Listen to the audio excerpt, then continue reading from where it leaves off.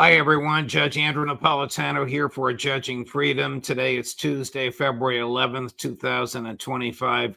Colonel Karen Kwiatkowski joins us now. Colonel, always a pleasure. Thank you very much for sharing your time with us. Not too long ago, Donald Trump said that he wanted all of the hostages, the Israeli hostages, returned by noon on Saturday. We'll play the clip for you in a minute. He said nothing, of course, of the thousands of Palestinian hostages being held, who, of course, are referred to as prisoners rather than hostages. And he said nothing of the fact that the ceasefire agreement, which was written and negotiated by his emissary, Mr. Witkoff, calls for only 3 hostages to be released on Saturday at noon. Are you surprised he is willing to repudiate the fruits of his own labors? No, because he has a really short memory and he talks all the time. He has no idea. I think once he's committed to something, I really think he compartmentalizes that. It's done, check mark, go on to the next thing. I think that's how he operates, and it does not bode well for a really effective foreign policy that I think he would like to have. But if he can't pay attention, if he can't hold his attention and remember, who he's talked to and how little he knows about so much of this stuff, which he refuses to acknowledge how little he knows about so much of this stuff, he's not going to be effective, and he's going to be frustrated. I don't want to compare him to Biden at all. Biden's issues were vastly different, and the mental issues were very, very deep and profound. But when this ceasefire agreement came to pass, about 2 or 3 days before inauguration, Biden claimed credit for it. Trump claimed credit for it. Steve Witkoff, Trump's emissary, had apparently had some very, very direct and aggressive conversations with Prime Minister Netanyahu to get him to accept an agreement that he had previously rejected. Biden quite properly crowed that he had offered this 7 months ago and Netanyahu had rejected it. That appears to be an accurate statement. Now, watch this clip. This is Monday. This is yesterday. Tell me if you think the statements in this clip were well thought through, thought out, run past his advisors before he said what he said. Chris, cut number 7. As far as I'm concerned, if all of the hostages aren't returned by Saturday at 12 o'clock, I think it's an appropriate time. I would say cancel it and all bets are off and let hell break out. I'd say they ought to be returned by 12 o'clock on Saturday, and if they're not returned, all of them, not in drips and drabs, not 2 and 1 and 3 and 4 and 2. Saturday at 12 o'clock, and after that, I would say all hell is going to break out. And I don't think they're going to do it. I think a lot of them are dead. I think a lot of the hostages are dead. I think it's a great human tragedy what's happened. Does that sound like it's the policy of the federal government that's been run past his senior advisors, or you think he just pulled out all the hostages and Saturday at noon off the top of his head? No, I think he is in a very small bubble when it comes to Israeli policy and policy in the region, and it is his idea on policy in the region is fed to him by a few people that he trusts, that he talks to. He has no balancing information. I doubt he's getting very much intelligence information that is very American or objective, to counter anything that he's being told by his friends. And by his friends, I mean his donors, okay? Because we kind of can understand very clearly what is happening with his Israel and his Gaza policy. It is something that was purchased during his campaign, and he is now trying to, deliver that product. He isn't dealing with the broader world of reality. He seems, and I'll tell you why I say this. He looked at the devastation pictures and he goes, Gaza has been turned into rubble. Okay. And he seemed to act like that was an act of God, like that was a mysterious thing that had happened, like a tidal wave had hit the Gaza shoreline or something. Yeah. He had no concept that we paid for that rubble. Every single piece of dust, we funded that rubble. He talks about 1.8 and 1.9 million Gazans. They'll split themselves between Jordan and Egypt. He says these numbers. Does he know how many Gazans were there that were moved? That was 2.3 million before this war. So that's 400,000 missing Gazans. He doesn't seem to make a connection because he's not talking to anybody except people like Netanyahu, people like Adelson, people who are talking about the inner workings of the Israeli government. And quite frankly, this ceasefire that they all took credit for, Witkoff and all of them, Biden, Trump, this ceasefire was the appropriate resting time for the IDF. This was something that would have happened entirely on the part of internal Israel politics. You didn't need any of that stuff. That was a resting point. And that's how it was seen. And that's how it was sold to the government in Israel and the advocacy sectors of the Israeli politics. None of this, and Trump is, again, a fool in a sense of not really informing himself more broadly about what's happening. Do you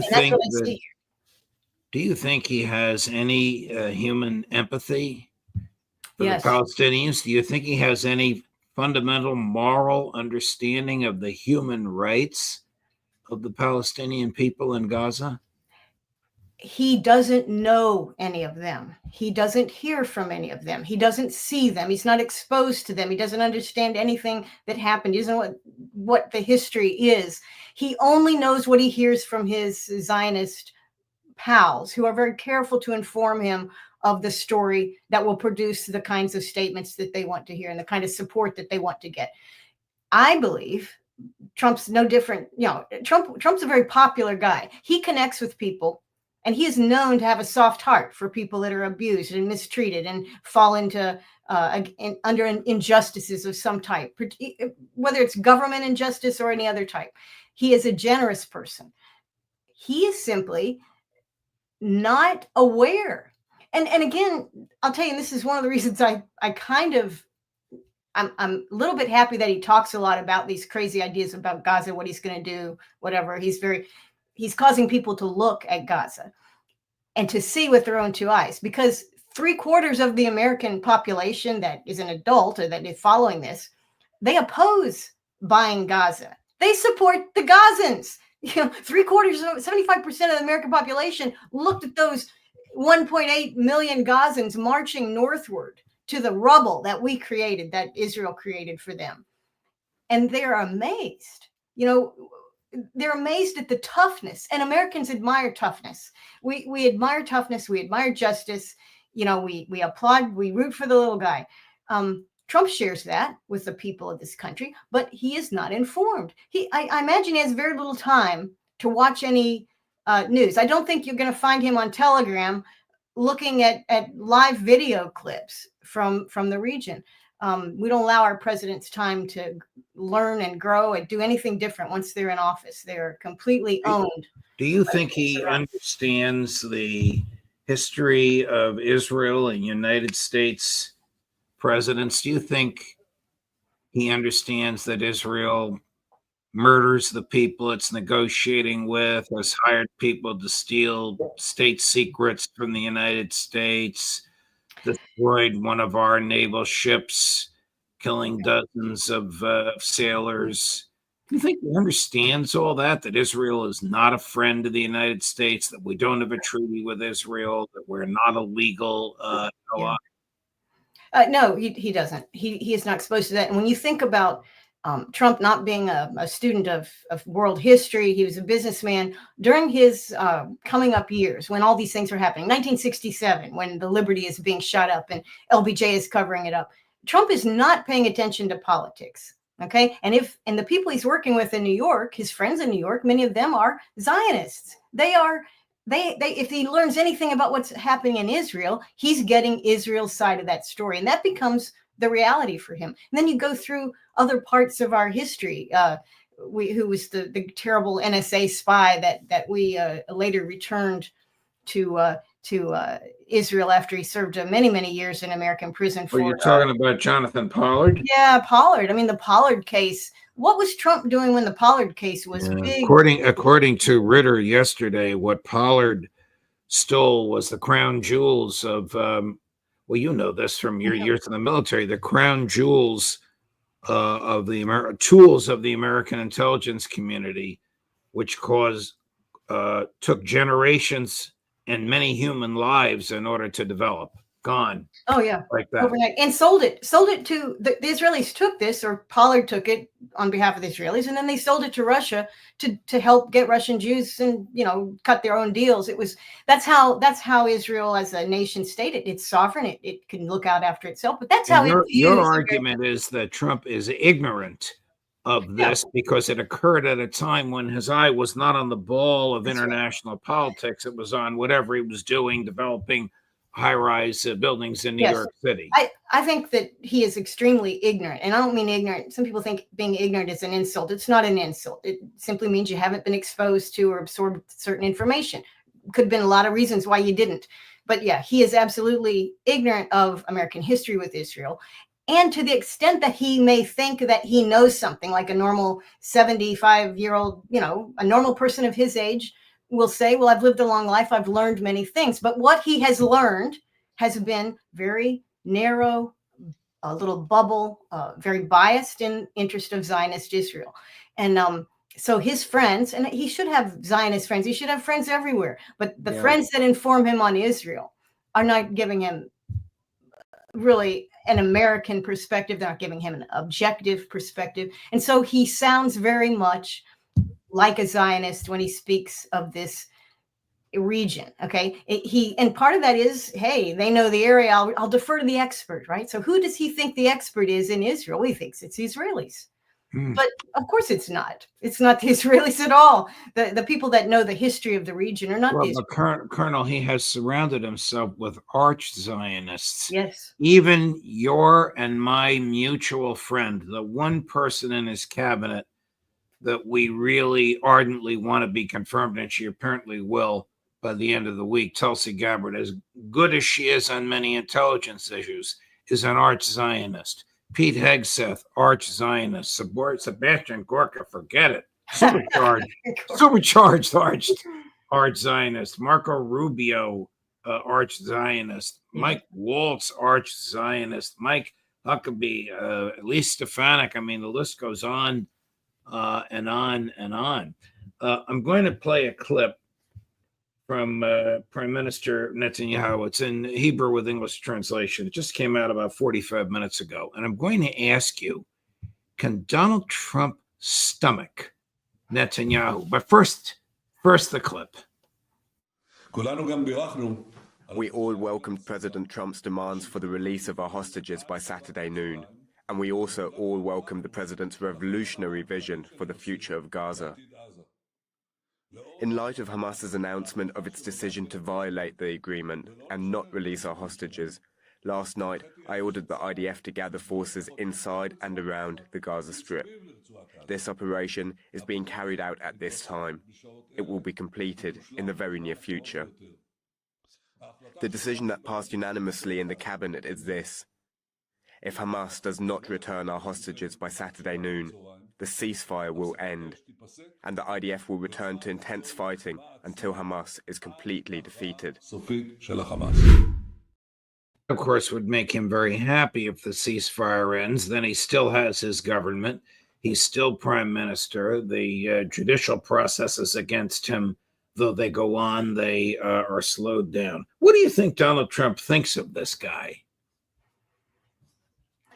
His true feelings about him. I mean, Donald Trump knows a bully when he sees one.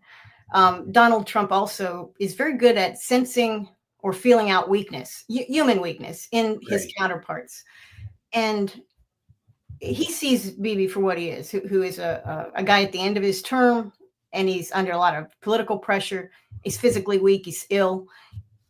He's not popular. And he's conducted a war that basically the assessment in Israel is that this war on Gaza has been a complete failure. his own generals are explaining the 4 points, the 4 objectives of this war. 3.5 of them were distinctly not accomplished. This is in Israeli media, and it's also how the Israelis feel when they see the images, when they see what's happening. They're very tired of war. It's a very costly war. They're tired of everyone blaming them for what they're doing to Gaza. There's so many things about war that are not popular in Israel. So I think Trump gets that Netanyahu is in a weak position, and he is a weak man, and he is a bully. I don't think he's friends with Netanyahu, despite what he says. He wishes Netanyahu. I think truly Trump wishes Netanyahu was a better leader and a better person. But he's got what he's got, and that's what he's going to work with. Does the donor class in America effectively have Trump in a vice grip? Mrs. Adelson and her wealthy colleagues. Now, see, in my opinion, I think politicians take money, and unless you have dirt on them, like video of them doing criminal acts with children or animals, that they aren't bound to honor the money that you donated. I think Adelson, for example, is one of the bigger donors, but certainly not the only Zionist donor. They realize very well that Trump has been elected. He used their money. He took their money. He spent their money. And if they don't stay on top of him, he will move quickly on to other things. And I think anybody that donates to a politician realizes you have to make those follow-up calls. This is why Thomas Massey has explained how AIPAC operates. They talk to the congressmen frequently and remind them of what was bought and paid for. This is the same situation for a presidential election. So I don't think they can trust Trump to do this, but they are hanging close by him. There's a huge, I think they're very concerned that he is not going to deliver the goods, in part because it's impossible. What Israel wants, what they want in Gaza, what they want in the West Bank and in southern Lebanon is they want dead people scraped away in huge piles, and they want to take over that territory, and they want no complaints about it. They don't want those people to come back. They don't want to deal with the children or the progeny of those people. They want it to go away. That is a fantasy. It's not going to happen. No way it can happen. It was so many structural things and human things and spiritual things that will get in the way of all that. So that's a fantasy. Adelson even recognizes that it's a fantasy, which is why you have to spend so much money to buy the American president to help you. But I don't think they trust him. And Trump really does have a shallow informational base when it comes to Israel, but he also has a short attention span. And I honestly, my opinion, basing it on nothing more than intuition, but I think Trump sees danger coming from another area, not from Netanyahu, and not from Adelson, and not from whatever he is or isn't going to try to do in Gaza. I think he wants this pushed off his plate, much as he wants Ukraine pushed off his plate. Oh, I'm sure he'd love both of them. Yes, I think he wants but he is deeply committed in Gaza. I mean, if the threat that he just made about noon on Saturday, followed up by Prime Minister Netanyahu, comes to pass, Donald Trump will be funding genocide. Genocide. Does he understand that? You know what? It may not matter if he understands it or not, because by doing that, when the whole rest of the world understands exactly what it is, Donald Trump is going to lose some of his power, his perception of power. And he knows this. He doesn't want to lose power. That's what he cares about. And I'll tell you this, his Gaza plan, which includes the Americans either buying it or Trump himself or some conglomerate purchasing Gaza, Netanyahu is a liar. Well, we know that. But specifically in the clip that you showed, he said, we welcome Trump's innovative ideas for Gaza. That is not true. Nobody owns land in the area except Israel. The government of Israel owns 93% of the property. You can build on it or live on it with long-term leases if you are Israeli, or a few other small categories of people that are allowed to do that. And that land is taken and owned and administered through the IDF. IDF. It's administered through the state, primarily through the military arm of the state.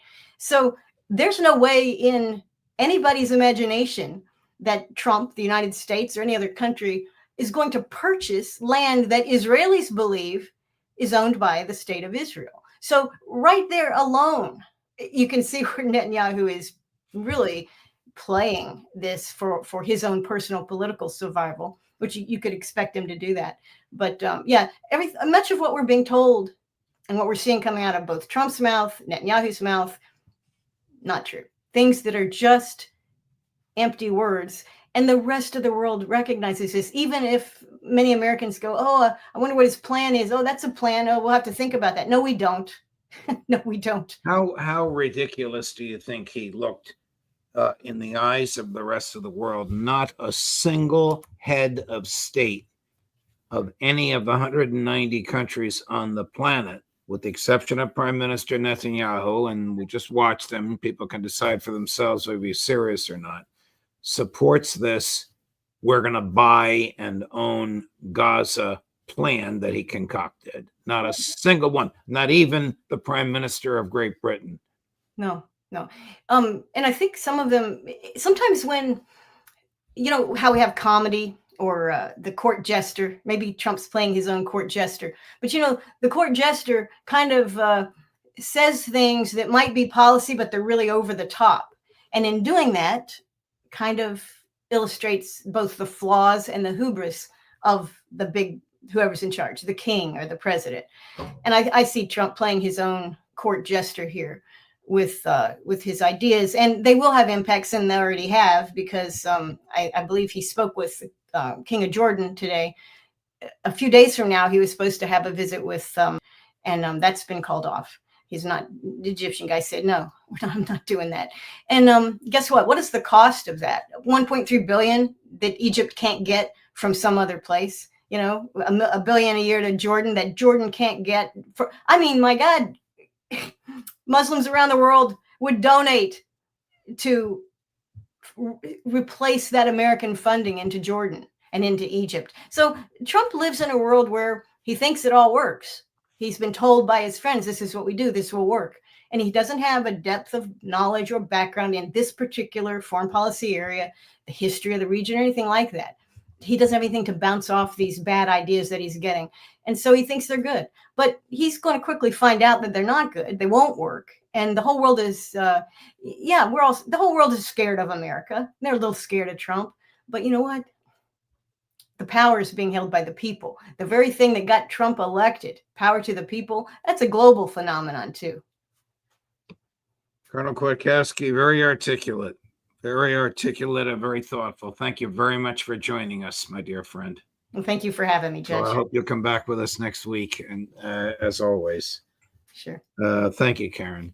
Coming up at 4:00 today, the always worth waiting for Colonel Douglas Macgregor, Judge Napolitano for Judging Freedom.